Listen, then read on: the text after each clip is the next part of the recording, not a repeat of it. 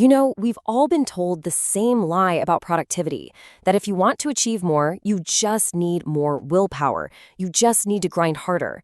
But what if that's the very thing holding you back? What if the key isn't trying harder at all, but trying smarter with a completely different approach?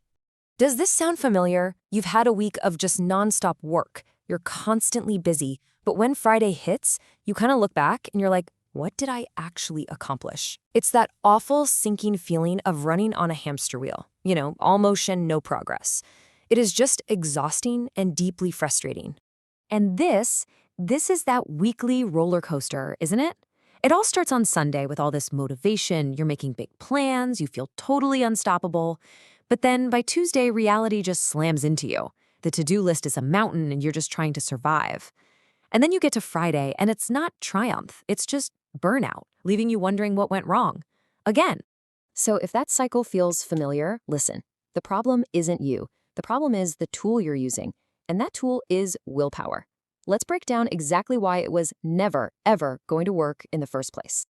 So you've got these two competing stories we tell ourselves. On the left, you've got the myth that success is all about pure heroic discipline. But on the right, you have the scientific reality. Willpower isn't some moral virtue, it's a resource. It runs out just like a battery. I want you to imagine your willpower is like a phone battery. Except, as this slide shows, you start every single day with only about 12% charge. And here's the real kicker. There's no charger. Every decision you make, what to wear, what to eat, which email to answer first, it drains that tiny battery even more. And there's actually a scientific name for this. It's called decision fatigue. By the afternoon, most of us are making pretty critical life decisions on low power mode. This is why just be more disciplined is such useless advice. It's like telling someone who can't swim to just swim better. It assumes you have an unlimited supply of something that's actually running out by lunchtime. And this right here, this is the fundamental shift in thinking. The most productive people on the planet don't have some secret reserve of willpower. They've just structured their lives so they need less of it. They've stopped trying to push the boulder uphill and they've built a ramp instead. They have made productivity the path of least resistance, not some daily battle. Okay, so if willpower is the problem, what's the solution? This is where we stop diagnosing the issue and start building the answer. The alternative to relying on willpower is to build systems. This quote is probably the single most important idea in this entire explainer. You don't rise to the level of your goals, you fall to the level of your systems. Think about it. We all have these ambitious goals, but when we're tired, when we're stressed or distracted, our performance is determined by the default processes we've built for ourselves. Here's a really simple way to think about it. A goal is the destination you see through the telescope way off in the distance. A system is the vehicle, it's the track and the train that actually gets you there step by step, especially on the days you have zero motivation. One is the what, the other is the how. I absolutely love this metaphor. Just like your computer has an OS running in the background handling all the basic functions so it can do complex things, you need a personal operating system, something that handles the basics of your life automatically. This frees up your precious mental energy for what truly matters, creative, focused work. So how do we actually do this? Let's get practical. Let's get our hands dirty and look at the core components you need to build your very own personal OS, starting right now. First up is building what's called your second brain. Now, this is just a single trusted place outside your head, could be a notebook, could be an app, to store all your tasks, your ideas, your reminders. Your mind is like a computer's RAM. It's for having ideas, not holding them. Trying to remember everything creates this constant low-level anxiety. So you externalize it all. And the rule is simple. If it's not in your capture system, it doesn't exist, period. Okay, next up, the habit engine. The absolute best way to install new behaviors is with a technique called habit stacking. You simply anchor a new habit to one you already do automatically. For example, after I pour my morning coffee, I will write in my journal for 2 minutes. See, you're not relying on memory anymore. The old habit becomes the trigger for the new one. Now, this next component is incredibly powerful. Friction engineering.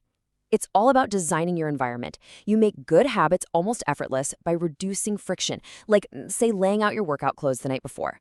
And at the same time, you make bad habits more difficult by adding friction, like moving your phone charger out of the bedroom. You're consciously shaping your space to shape your behavior. Look at this. This visualizes the difference between chaos and control perfectly. On the left, you've got a reactive day. You're constantly putting out fires, hijacked by other people's priorities. And on the right, you have a design day. You've created a script in advance, and you've protected your most valuable hours for your most important work. You are in control of your time, not the other way around. Okay, so you've built the components of your system. But here's the thing, systems decay. They require maintenance. This next part is absolutely crucial for making sure your new OS doesn't just crash after a week. The weekly review is the keystone habit. Really, it's the system that maintains all your other systems. It's just 1 hour, once a week. First, you process everything you captured. Second, you review your calendar for the upcoming week. And third, and this is the most important step, you reflect. What worked, what didn't. This feedback loop is what keeps your system evolving and stops it from falling apart. Now for a tough but really essential truth. Any system can work on a good day, right? When you're feeling motivated and energetic. But a real system, a robust one, is built for your worst days. When you're tired, you're sick, you're overwhelmed. You have to design for the storm, because the sunny days, they take care of themselves.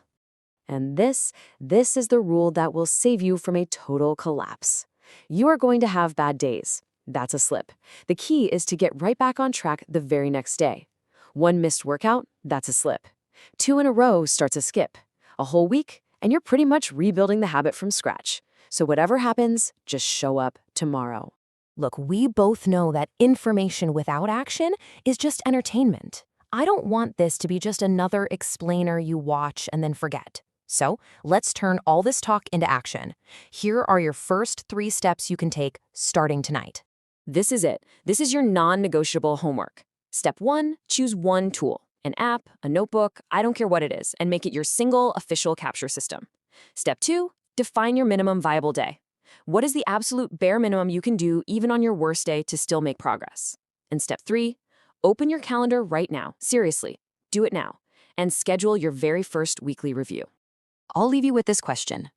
A year from now, you'll either be in the exact same spot looking for another magic bullet, or you'll look back and thank yourself for taking these first simple steps tonight. You don't need more motivation. You need to start building.